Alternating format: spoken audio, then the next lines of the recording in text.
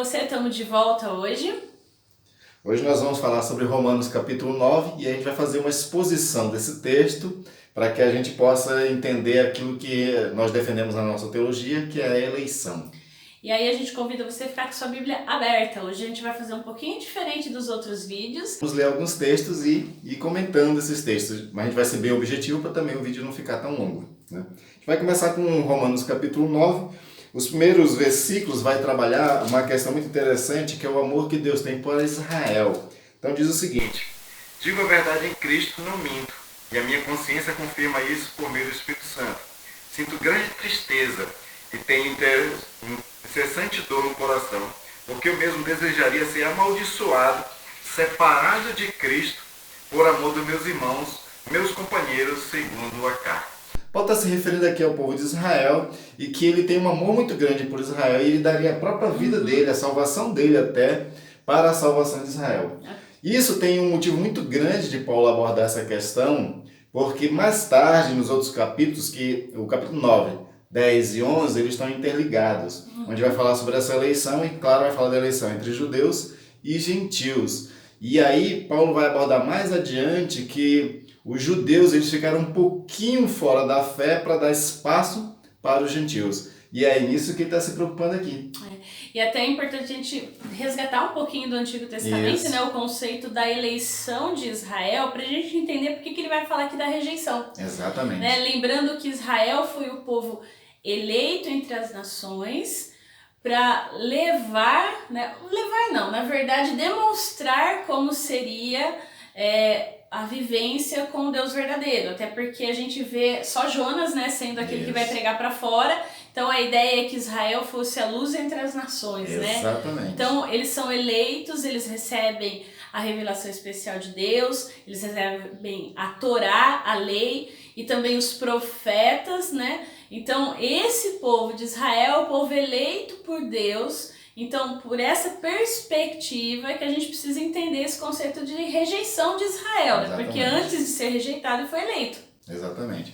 Mas continuava sendo um povo amado por Deus, Sim, querido por Deus. Paulo compreendia isso, ele tinha esse mesmo amor que Deus tinha também.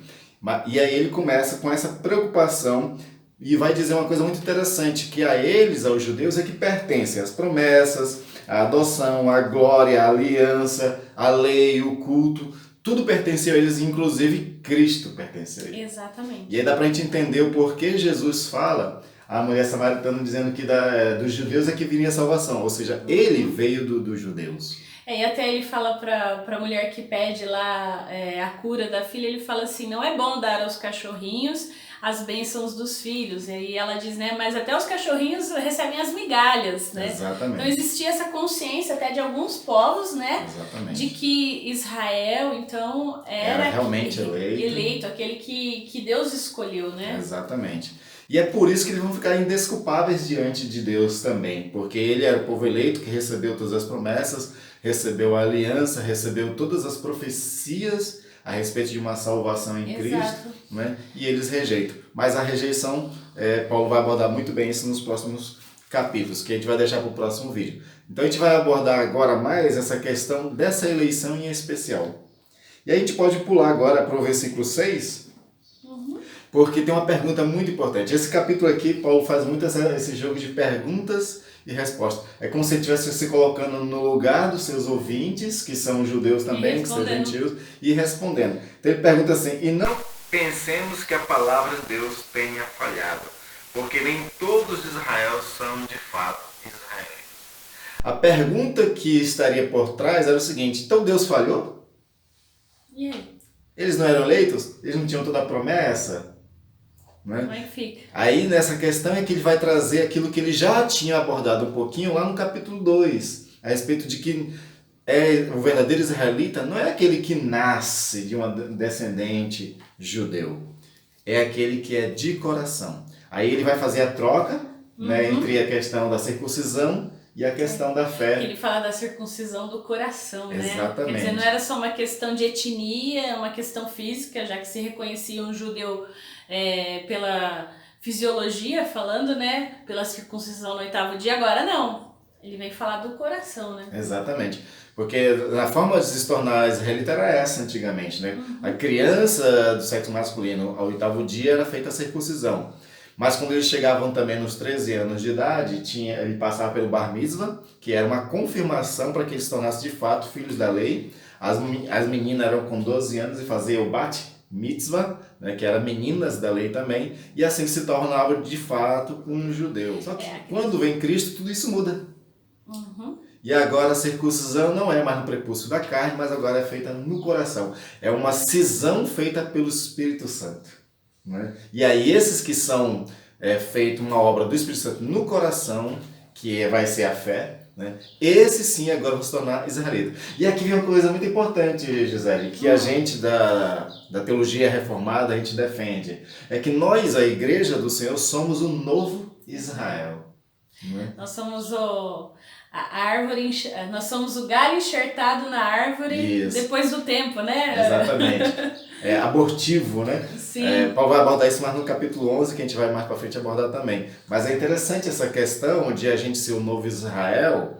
E aí tem uma questão muito importante que tem a ver com questão escatológica. Se nós somos o novo Israel de Deus, não existe mais aquela diferença em questão nacional mais. Não. Agora, judeus e gentios é um único povo em Cristo Jesus. Paulo aborda isso também lá em Efésios capítulo 2, que Deus tira a separação e faz dos dois um só. E aí, essa questão escatológica que eu estou abordando, que é importante a gente frisar agora, é porque se não existe mais o povo de Israel especificamente, aquela coisa toda, porque algumas escatologias vão trabalhar de que nós estamos no tempo dos gentios, e depois vai vir de voltar um tempo dos judeus. Os pré-milenistas históricos, os dispensacionalistas. Aí a gente, apesar de não ser o que a gente está tratando, é importante lembrar que o calvinista tem uma vertente amilenista. Isso. Não quer dizer que a gente não tenha milênio, porque se há é uma negação, mas na verdade nós entendemos que nós estamos no milênio. Exatamente. Então, Cristo na cruz prendeu Satanás e agora o evangelho pode ser pregado para todas as nações,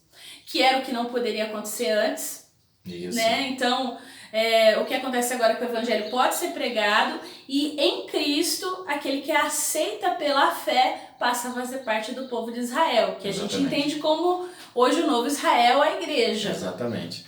E aí a questão dessas profecias todas que tem agora vai se cumprir no povo de Deus.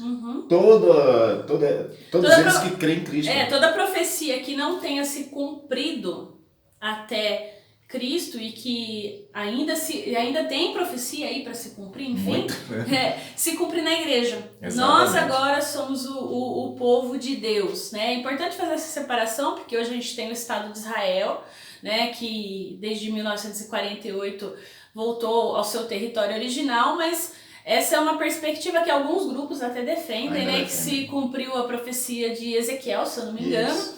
Mas aí são grupos que têm uma vertente escatológica diferente, né? Então a gente, como reformado, a gente tem essa vertente amilenista. Então por isso a gente vai interpretar todas as profecias que ainda não se cumpriram ou que vão se cumprir até a segunda vinda de Cristo, pela perspectiva de que é na igreja. Exatamente. Nós somos o novo Israel de Deus, a igreja de Cristo na terra. Né? Isso não é a denominação, não é presbiteriano, não é batista, enfim. Exatamente. Né? E aí é importante isso que ela lembrou do sionismo, né? Que começou em 1948, com o retorno do povo de Israel à terra, né, de Israel. A gente tem que compreender uma coisa muito importante. Por exemplo, apesar de que a gente tenta, às vezes, interpretar esses textos como complementos, né, a respeito de Israel especificamente, tem aquele texto que vai dizer que todos verão e virão a Sião aprender a sua lei. Sim. O Sião, a partir do evento Cristo, não é mais um espaço, não é mais um lugar, porque o reino de Deus ele não é um lugar. Ele é o que a gente chama na teologia de não lugar, o reino de Deus. Não está aqui ou acolá, como Jesus disse, mas está dentro de vós. É paz, justiça. Exatamente. E quando é que todos vão vir assim aprender a lei? Quando Cristo, de fato, já começará a reinar plenamente, porque ele já reina no reino de Deus, que somos todos aqueles que professam a fé. Jesus já reina nas nossas vidas e nós somos súditos nesse reino. É aquele conceito do Kunan, do já ainda não. Exatamente. A gente pode viver alguns aspectos do reino, porque Cristo veio, Cristo reina em nós, mas ainda nós não temos a plenitude Exatamente. do que ele tem para nós. Então ainda a gente ainda almeja, aí a gente entra no... volta um pouquinho, né? Geme ansiosos por aquilo que Deus tem para nós ainda, né? Já que ela está falando sobre isso, eu quero mostrar aqui Cristo e o Tempo, onde Oscar Kuma trabalha isso que ela está abordando. De que em Cristo o tempo ele mudou. Sim. Né? Tem uma teologia que a gente chama de escatologia realizada, que ela é muito trabalhada dentro do Evangelho de João. É uma escatologia que a gente fala de que as coisas já estão acontecendo. Né? As profecias já estão acontecendo, o evento Cristo inaugurou o reino de Deus, inaugurou o fim dos tempos. Né? Então, o Cristo Tempo é um livro de trabalho muito... Eu só não vou recomendar você comprar para ler, porque ele não tem mais para vender. Isso daqui são obras raras. Você achar lá na estante virtual, de repente, porque tem o pessoal que às vezes coloca essas raridades aí para vender por um preço bem salgado. Se você tiver condição, vale a pena. Vale a pena. É uma obra fantástica que ajuda a gente a compreender essa questão do tempo depois do evento Cristo. Jesus, ele muda muita coisa, inclusive essa questão do tempo, e aí quando a gente vai entender sobre essas mudanças do tempo, a gente vai entender também as profecias, né? Sim. A gente vai entender as profecias. Mas o que é importante, a gente trouxe toda essa discussão, é só para enfatizar isso, que nós somos o novo Israel, e tudo que tiver para cumprir daqui em diante vai se cumprir agora na igreja. Na igreja. Vai ter profecias para Israel? Tem, mas para o Israel convertido. Para o Israel que pertence também à igreja do Senhor. E aí vale a pena depois, se tiver curiosidade, estudar Apocalipse, né? Tratar essa parte da escatologia de uma forma, entender essas vertentes teológicas de interpretação. Importante denotar isso, a gente não está aqui dizendo, só existe a nossa e a nossa é verdadeira. Não, existem várias formas de interpretação, então quando a gente apresentou aqui algumas dessas teorias e como a gente entende, é uma interpretação. Isso. Então essa é a nossa interpretação da escatologia e parece que não, mas a forma como eu enxergo a escatologia muda como eu leio a Bíblia. Né? E Romanos está muito interligado e faz a gente entender melhor. Então vale a pena você procurar boas referências, alguns livros de sistemática, se você tiver curiosidade, tiver dúvida e querer... saber mais detalhes aí, né? Voltando aqui para Romanos capítulo 9, depois então de Paulo abordar essa questão de que de fato então, as profecias não falharam, a palavra não falhou, aí ele vai começar a esclarecer sobre a questão por que ela não falhou. Aí ele vai falar de que o que a palavra estava dizendo é diferente daquilo que a gente estava compreendendo. Né? Onde ele vai falar sobre essa questão da promessa especificamente, que era no eleito. Né? Sempre na questão do singular, né? Ou seja, de todas as pessoas que existiu na antiguidade, quem foi eleito foi o Abraão. Né? Nem o sobrinho, nem o pai, nem o irmão foi eleito, foi Abraão que foi eleito. Do filho de Abraão, que teve 2, na verdade teve mais, né? Porque depois, quando Sara morreu, ele casou com Quetura e teve outros filhos. Mas desses todos os filhos de Abraão, o eleito, Isaac. De novo singular, é Isaac. Dos filhos de Isaac, que teve 2, Esaú e Jacó. O eleito? Jacó. Então Deus sempre elegeu. E era Deus elegendo essas pessoas, não eram os próprios pais elegendo. Era Deus elegendo essas pessoas e escolhendo elas. Então a profecia e as promessas era sempre a partir de uma perspectiva de uma eleição divina. Que é o que ele fala aqui no 11, né? E ainda não eram gêmeos nascidos, nem tido praticado o bem ou o mal, para que o propósito de Deus quanto à eleição prevalecesse. Não por obras, mas por aquele que chama. Exatamente. E aí Paulo ele vai argumentar isso, resgatando a Bíblia. Né? No capítulo 9, 10 e 11, ele fala mais de 30 referências do Antigo Testamento. Então ele vai resgatar a Bíblia para dizer o seguinte, onde Deus dizia o seguinte: terei misericórdia de quem eu quiser ter misericórdia, e terei compaixão de quem eu quiser ter compaixão. É importante a gente parar um pouquinho aqui e entender uma coisa importante que às vezes a gente esquece. Porque aí a gente acaba separando, então tem os especiais, tem os eleitos. Eles são eleitos por quê? Porque eles fizeram alguma coisa, porque eles têm algo especial? Não. Não é pela fé, porque eles acreditam, não, até porque a gente entende que a fé vem por causa da eleição. O fato é que todos nós estávamos julgados e a morte era o nosso destino final. E Deus, na sua soberana vontade, decide salvar alguns, eleger alguns, para que a partir desses existisse um povo, então um povo eleito, ou seja, parte sempre de Deus a prerrogativa da escolha. Exatamente. Então é importante dizer isso, porque ele deixa bem claro aqui quando ele falou, eles não tinham praticado nem o bem nem o mal, e Deus elegeu. Então é uma coisa assim que não tem como a gente explicar, e às vezes pode parecer meio injusto, mas o fato é que Deus é justo. Todos merecíamos a morte, mas ele resolve graciosamente, né, escolher alguns para a salvação. É como se todos nós já tivéssemos sido julgados, todos nós estávamos presos na penitenciária, condenados. Já era. Mas aí Deus resolve mandar o filho dele e dizer, eu quero tirar alguns daí, eu vou agir com compaixão com alguns aí, alguns condenados alguns desses criminosos, né? E vou deixar meu filho no lugar. E foi exatamente isso que ele fez. Jesus chegou a descer as profundezas, né, da terra, como Paulo aborda em Efésios capítulo 4, Judas também aborda essa questão. Então Jesus é que ele substitui a gente nesse processo, não é que a gente merecesse. É pura misericórdia e compaixão desse Deus, que ele é soberano para isso. E aí tem uma coisa muito importante dentro dessa questão da eleição. Se Deus ele é poderoso para escolher, ele vai fazer de tudo para trazer essas pessoas à fé. Como a Gisele falou, nós fomos eleitos para ter fé. Né? E aí a fé nos alcança, Jesus nos alcança. E isso é uma coisa que a gente tem que entender, que não foi escolha nossa. Não. Tem vários textos de Paulo, e principalmente de próprio Cristo. Jesus diz o seguinte, eu que vos escolhi e vos designei para que vades e dei fruto. Ou seja, não foi nós que escolhemos, não foi a gente que aceitou Jesus. É porque às vezes a gente tem a sensação, né, que a Bíblia é contraditória em alguns textos, né? Até a gente comentou, acho que nos vídeos passados, porque a gente tem que abrir a porta do coração e tal. Então às vezes dá aquela sensação que depende da gente, né? Mas na verdade ele desperta em nós esse desejo. Exatamente. Né, de querer buscar, de perceber-se pecador, incapaz, de que não conseguiria se salvar sozinho e que precisa de Deus. Então, pode parecer contraditório e, na verdade, a palavra se complementa, né? Exatamente. A gente estava até falando, é como se colocasse a placa, né, na frente da igreja, né? Vinde a mim, vós que estão cansados e sobrecarregados, e eu vos aliviarei. Vai passar várias pessoas. Nem todas vão entrar, até que alguém resolve entrar.